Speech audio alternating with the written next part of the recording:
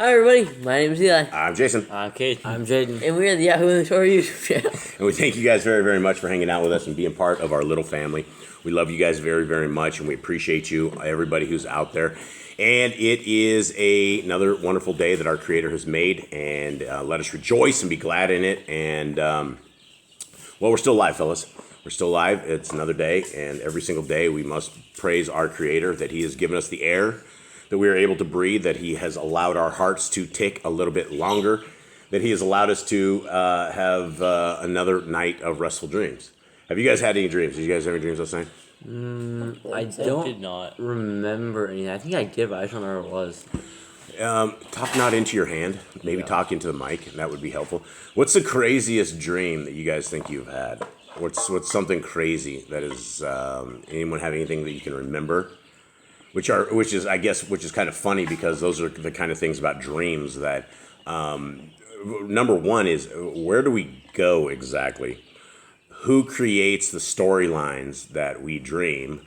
And why don't we remember where we go and what we dream? And do we really go anywhere, or are we just all in our head? And what's really going on? Anyone have any thoughts on this? I don't know. I think dreams are based on fears and what people want. What about good dreams though that don't have? I mean, is it just? There's dreams. I think I've had dreams. There's good dreams based on like maybe something you want or something. So you think our fears? These are subconscious or something. Something like that. The subconscious comes and attacks us. And what about the wild ones where you're like sitting underwater or something? You're like breathing underwater, like walking around. What about the ones where somebody's attacking you, can't run? And it feels like you're either you can't get away, or I've tried to sometimes punch people in my sleep and you can't fight them in your sleep. It's like, or you can't yell, nothing comes out. You can't yell, nothing comes out. I've had dreams and I don't remember. I wake up in the morning and I remember that I cried all night in my sleep. I don't know if you guys have ever had those or not, but for whatever reason in my sleep, I was extremely sad, extremely crying, and there are chickens flying out, and my wife's trying to do some stuff over here, so I don't know if we're going to end up dead this morning or not. The chicken flies out of the house, the dogs are here. We're all going to end up in dead. Okay, what crazy stuff. Have you guys ever had any kind of revelations or anything in your dreams? Anything that is useful? Or anything? I don't think I've ever had any prophecy dreams or anything like. You did? I did. I had the one with the cat when I had dreamt about the cows. Yes, you did. That was kind of a prophecy dream. When I was younger, I had the date of my uncle's death, like great uncle's death. You knew that? Yeah. So somehow you dreamed that dream? Yeah, like the exact date and the exact funeral and everything. It was really close. So. Yeah, the thing about dreams is they can terrify you. They can change your life. They can. It's just very, very weird. Any thoughts on dreams, Eli? Any thoughts? Why do we dream? Anyone? Why don't we just sleep? Why didn't our Creator design us just to go to sleep? We wake up and there's rest. Why do we end up in another world? Why is our mind still awake? Why are we inventing storylines? Well, I don't think our brain sleeps because he's working the process of our body, so he probably needs entertainment. Eli says our brain likes to be active. I've had dreams. I guess when you're talking about the dreams being orchestrations of our fear, Jade, that could be very much true. I will tell you I don't think it's a nightmare, but it's a dream that I have that it never ends. Is I'm packing a house. I'm moving somewhere, and that has been the story of my life: is packing up houses and always doing it in a rush, always forgetting stuff or something of the sort. And I still, as an adult, dream those things that I can't get my house packed. I'm the only one there packing the stuff. It's really weird and bizarre. Anyone have any kind of weird recurring dreams like that? I had moving dreams all the time. Yeah, moving dreams? Yeah. Anyone have dog dreams at all? The dogs are my dreams a lot. Sometimes there's some dog fights in my dreams, not a lot. I'm usually in my dreams. I'm usually either hanging out with you or hanging out with your mother. Or we're doing something. I mean, sometimes I'll be driving in cities I've never ever seen before. I have no idea where I'm at. Sometimes I'm on icy roads, and for those who live in nice countries, not nice countries, but like warm countries, you don't even know what I'm talking about. But there comes a point when you live in places like North America and Canada and all those places, Russia, it gets super cold. And you get ice on the road, and we call that black ice. And so I guess maybe one of my fears is sliding off the road or going crazy. But I used to drive on icy roads all the time. All right, well, that was it. Thank you guys very, very much for that little discussion there. Today is month 9 on our Creator's calendar. That makes it our, what day is this? The 19th? 19th day on our Creator's calendar. It is the 13th day on the Gregorian Babylonian calendar, and it is the 3rd day of this week. And anyone remember Bible stats from yesterday?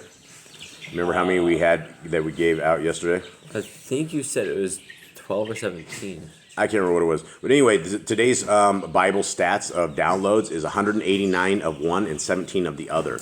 So Yah is well over 200 downloads so far this month already. And that being only the 13th day of December, that means we could probably distribute, hopefully, 400 Bibles before the end of this month, which is amazing. And I will tell everybody out there, today I ran into the very first person that I think is not, I'm going to say credible. I mean, I think everyone's credible for the most part, unless they come from the Hallelujah Scriptures. But they said they were in the Caribbean and Caribbean. I don't know if you call it Caribbean or Caribbean, whatever you call it. And they did receive a free Bible. And they said they just emailed them and they did receive it. So I have first reports of it. I don't have any proof yet. I've asked the gal for some proof. Everybody thinks I'm calling them liars or something when I ask them for proof. But the Hallelujah Scriptures is a very deceitful organization, and they have a ton of pseudonyms and a ton of fake accounts, and they're all over the place doing dirty work and things. And so I have been looking for their very first person. So thank you to that gal who did deliver that up, we will try to verify that. And it would be nice to have at least one Scriptures in 13 years that was given absolutely free. And I'm sure there's hundreds. I would hope there's thousands. I would hope there's tens of thousands. But we also know of a $400,000 house that they have stolen, $60,000 in gold, $10,000 in silver, and they need to return that to the people of Yah before anybody should ever trust them again. Okay, so let's begin, guys. We are in Luke 19. Anyone else have anything? No. Okay. And he spoke a parable to them, that they should always pray and not lose heart. Wait, did I do this one already? 19. I'm on the wrong one. That's 18. I'm like, Yeah. I've read this one. I'm like, I know this I'm one. sitting here trying to find out where you're at, and I'm like, where? I know this cat. Look, that's not the first verse. No, that's not it at all. So, okay. All right. Yeah, I'm like, wow, this sounds a lot like yesterday's. Okay, here we go. And having entered, he was passing through Jericho, and see a man called Zacchaeus. And he was a chief tax collector, and he was rich.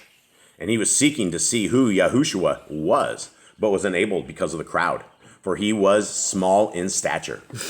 And having run ahead, he climbed up into a sycamore tree to see him, because he was about to pass by. Okay, so this dude was small in stature. What are we talking about here? Are we talking I think he's short, because he can't see over the crowd. He can't see over the crowd. So I think he's short, but he's really athletic, because he just climbed right up a tree, like, right at the top Ran of up the a tree and just climbed it. You guys remember the song from back in the days? Yeah. Zacchaeus was a wee little man, and a wee little man was he.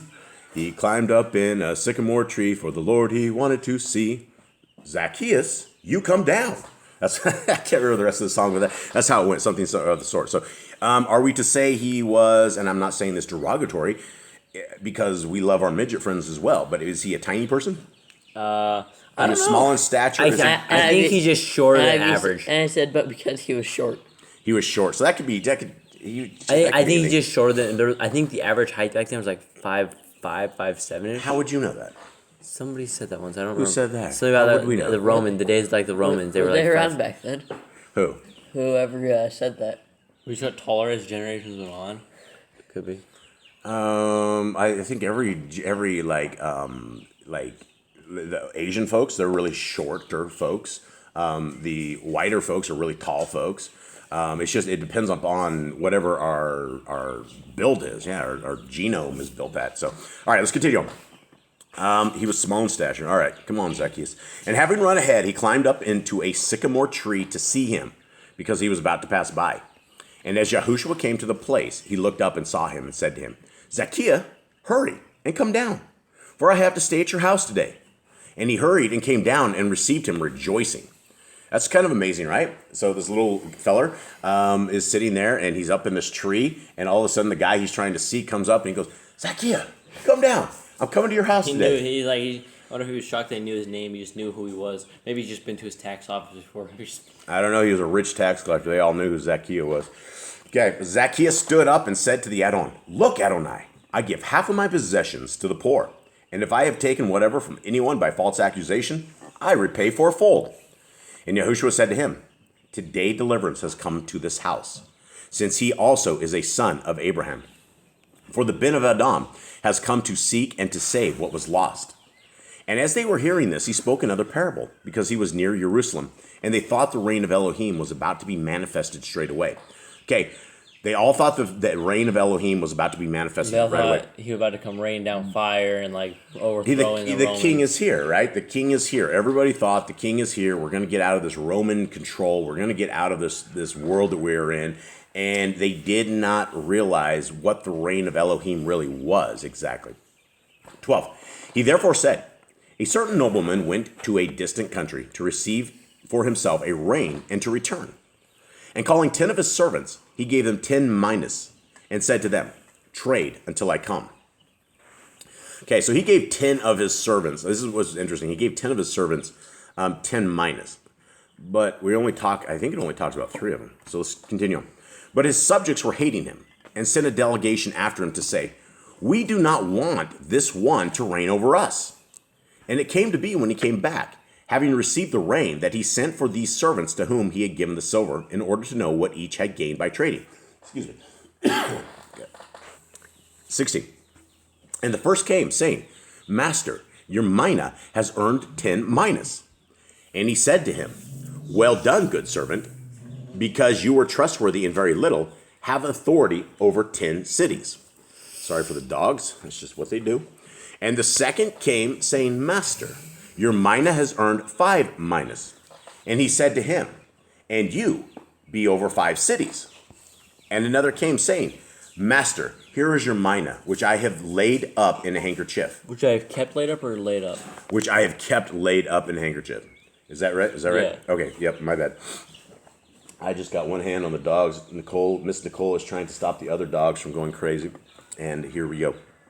Okay, 21. For I was afraid of you, because you are a hard man. You take what you did not lay down, and reap what you did not sow. And he said to him, Out of your own mouth I shall judge you, you wicked servant. You knew that I was a hard man, taking up what I did not lay down, and reaping what I did not sow. Why did you not put the silver in the bank, that when I come, I could have collected it with interest? Then he said to those who stood by, Take the mina from him, and give it to him who possesses 10 minas. Okay, one thing is, I guess the banksters have been around forever, right? Because Messiah was talking about the bankstas right here. These are the guys that will hold on to your money, and the bankstas of today will actually take your money, make it disappear, and they'll put it on a ledger, and you'll never see it again. It'll be on credit card, or it'll be on something else. You never see it. It goes from digital to digital to digital, and you never ever see your mina at all. Okay, but the banksters are still around.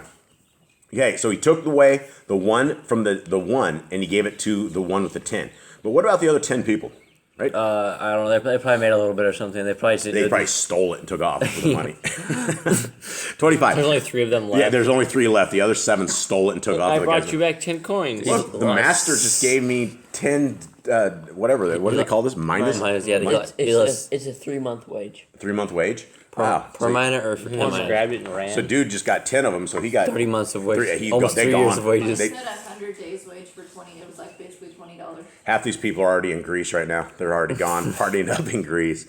Okay, here we go. But they said to him, Master, he possesses 10 minas. For I say to you, that to everyone who possesses shall be given, and from him who does not possess, even what he possesses shall be taken away from him. But those enemies of mine who did not want me to reign over them, bring them here and slay them before me. And having said this, he went on ahead, going up to Jerusalem. Okay, what can we make of the reign of the kingdom to come? What? Basically, if you don't want to serve under Yahushua, then you will be slain in front of him. Slay. Yeah, slay them all. That's like something you don't want to hear. First thing all, you don't want to hear something like slay them. You don't want to hear depart from me. You don't want to hear you wicked servant, right? Things like that. All of a sudden, we're going to get a real bad feeling in there. And when we hear those words, it is over, right? It is completely over. There's no hope. There's no retribution. There's no extra thing. which is why we are given this time on this earth. We're given 120 years to repent. We're given 120 years to find the Torah, to find the way to the kingdom to come, to find the path to righteousness and to success and to holiness. And if we don't, then we're going to probably hear, depart from me, slay them, I don't know you, you wicked people, something of the sort. Okay, 28. And having said this, he went on ahead, going up to Jerusalem. And it came to be, when he came near to Bet-Fagli and Bet-Aniah, at the mountain of Olives, that he sent 2 of his Talmidim, saying, Go into the village opposite you, in which as you enter you shall find a colt tied, on which no one has ever sat. Loosen it and bring it here. And if anyone asks you, Why do you loosen it? Thus you shall say to him, Because the add-on has need of it.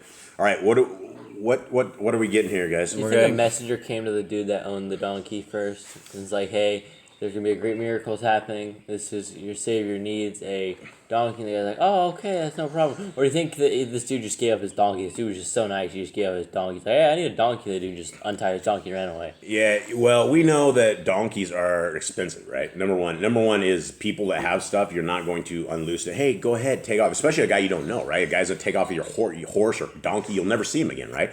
Okay, the guy just ran away with your horse. You'll never find it. You don't think they returned it? You don't think they... Peter. Oh, I bet he returned. I definitely think they returned it. But what I believe is that I believe our Creator has all of the situations, including the ones we are in right now, everything. He has built this long before we were ever born. He's designed this and fitted this and done things in all of our lives and all of everyone's life there. Whoever this was with that donkey is somebody that was a special person that sought our Creator, and somehow our Creator used him. And he created a miracle out of this. Because, again, I do not know, because I am not a horse trainer, but I've seen movies. I've seen Babylon movies, and I think one show I saw when I was a child was called The Man from Snowy River. And it was about this guy, and I don't know what exactly it was about, but I do know it part of the movie. He was trying to train a horse, and I guess you don't get on a horse, like a brand new horse to begin with, unless you're ready to take a ride, like a real ride, right? And what do you remember? Marty Robbins has that song about the horse that the guy tries to train, and the horse kicks his heels up to the sky from upside down. It's going to take you for a ride, right? And so I don't think that you're going to be able to just sit on a brand new colt. Messiah would have gone for a ride if this was not some miracle, right? This thing is not going to just let somebody sit on them without being trained. And so I think this is a multiple miracle all upon this right here. Okay, and if anyone asks you, why do you loosen it? Thus you say to him, because the add-on has need of it. And those who were sent away and found it as he had said to them. And there's a miracle right there, right? You walk in there and there's a colt right there. And as they were loosening the colt, the owners of it said to him, why do you loosen the colt? Right? And you're not, Why are you taking off my horse? Yeah, you're going to be jumping out the front of your house, and you're going to be putting your hands on that guy who's unstrapping your horse, because it appears that somebody's about to ride away with your ride, ride away with your transport. And they said, the add-on needs it. So they brought it to Yahushua, and throwing their garments on the colt, they put Yahushua on it. That don't needs it. All right, I have my horse. Yeah, and I mean, that's the miracle of Yah, right? And I mean, the guy was he spent his entire life doing whatever it was just to have this particular colt at this particular moment and to be able to do this kind of a miracle. These things are planned out, like creation and everything else. Our Creator is extremely thorough in his planning. Okay, and as he went, they were spreading their garments on the way. And as he was coming near, already at the descent of the Mount of Olives, the entire crowd of the Talmidim began to praise Elohim, rejoicing with a loud voice for all the miracles they had seen, saying, Baruch is the sovereign who is coming in the name of Yahuwah. Peace in the Shamayim and esteem in the highest. Okay, those are great things, right? The entire city the entire city's going crazy, right? They're screaming and they're going mad and they're just shouting. And why are they shouting? Because they think salvation is just about to come to them right away. Right now, they think everything's about to be restored. They think that Yahushua can overthrow Rome. Everybody coughing over here? I'd love to make some jokes here, but we get banned off YouTube if I start making jokes. So I will just say, I hope you don't have a normal household cough like we used to always get. That's what I'll say. Okay. So everybody's real excited, right? Everybody's super excited. And the king is here. And some of the Pharisees from the crowd said to him, Teacher, rebuke your Talmidian. But he answering said to them, I say to you that if these shall be silent, the stones would cry out. Okay, what does he mean by this? Basically, because even if I were to make the town meeting quiet, the stones start speaking. Yeah, why would the stones of Jerusalem? Why could you see that happen?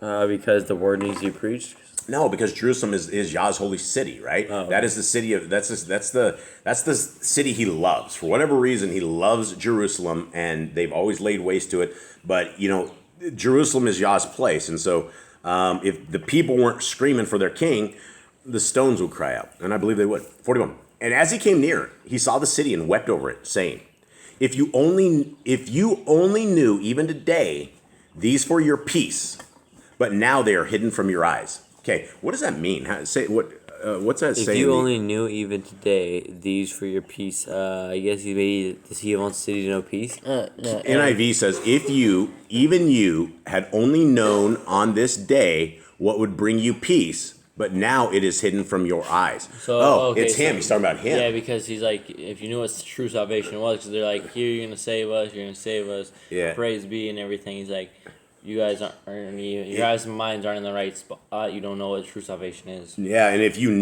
only you knew today these for your peace, but now they're hidden from your eyes. So it's so crazy that he knew all this and nobody knew it.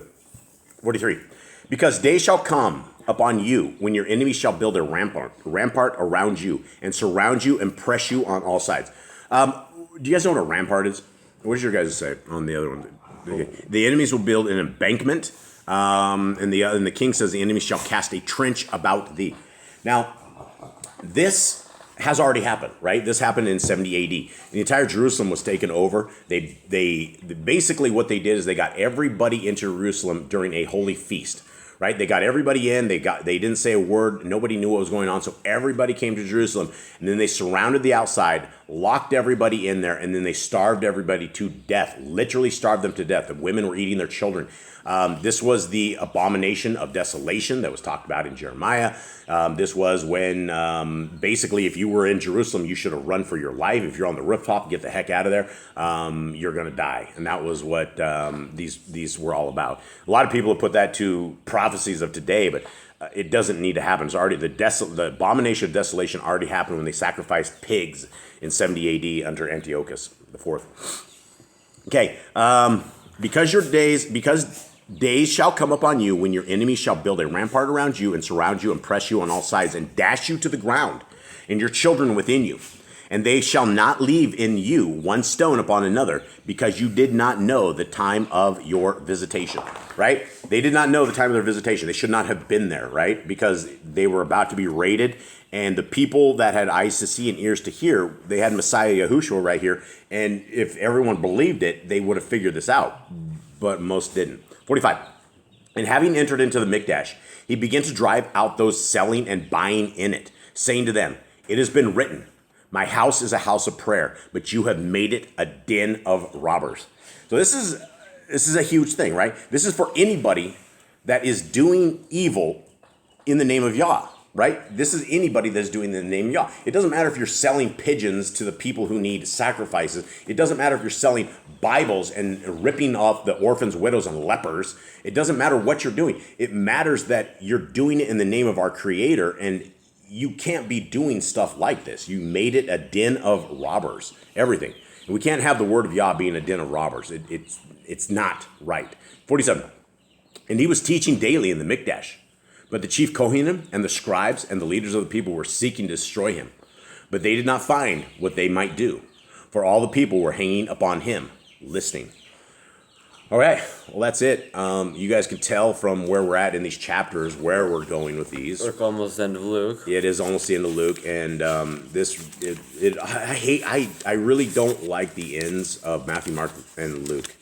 I don't like our Messiah getting owned like this. I don't like his beatings, and the thing is, it's hard to put it into a reality of how bad it was. We can have our imaginations do this, but unless you are there, unless you can see this, unless you saw the blood drip to the ground, unless you saw the beatings and the skin flip from his back with the cat o' nine tails, you're not going to understand this, and you're not going to be able to appreciate it. And we do need to appreciate this, because he struggled for us, he got beat for us, he died for us, And it is not so that we can eat our pork and we can worship on a Sunday and we can be godless, heathen, pagan scum. It is so that we can be righteous, so that we can walk with our Creator, so that there is a path. We don't have to walk with this nastiness and filthiness and satanic demonology of this world that everybody talks and walks and is. We don't have to be that, and we can separate ourselves. We can walk a different path. We can seek the Torah. We can seek our Creator. We can seek His Son, and that is what this is all about. So thank you guys very, very much for listening in. Anyone else have anything? Tonight is Youth for Yah Spanish. Youth for Yah Spanish, Yah willing. We will do every best attempt to get this up and running. And, thank you guys very, very much. Much love to our little family out there. We love you. All right, shalom.